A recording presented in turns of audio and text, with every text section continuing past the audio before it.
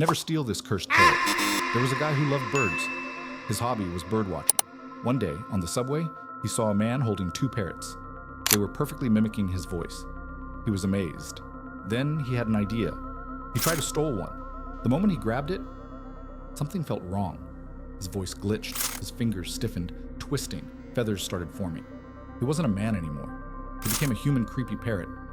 If you don't want to turn into a creepy parrot, like and subscribe and drop a bird emoji in the comments.